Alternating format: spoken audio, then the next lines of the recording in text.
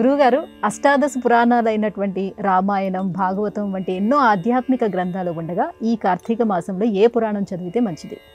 కార్తీక పురాణం చదవాలి.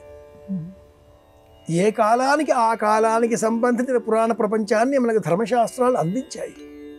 ఎలా అంటే మాఘమాసం మాఘ పురాణం, వైశాఖ మాసం వైశాఖ పురాణం, కార్తీక మాసం కార్తీక పురాణం. ఇలా కాలానుమతో ధర్మ, ఏ కాలానికి సంబంధించిన వృత్తాంత సంబంధిత కథనాలను ఆ కాలంలో మనం చదవాలి, అభ్యాసం చెయ్యాలి. ఎలా అంటే నకార్తీక సమో మాస అన్నారు. కార్తీక మాసంలో కార్తీక పురాణమే ఎందుకు చదవాలి? ఇందులో ఏముంది?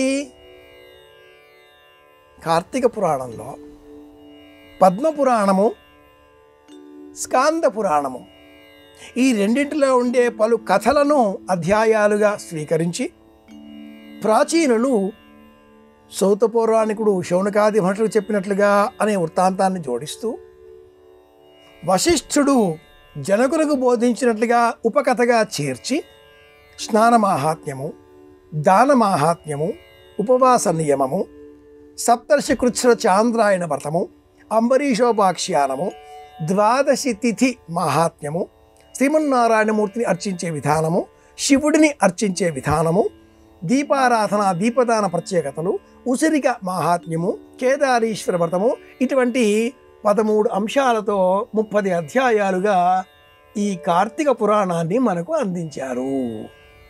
కనుక కార్తీక మాసంలో ఈ పురాణాన్ని చదవడమే శ్రేష్టం. ఇది అంశం.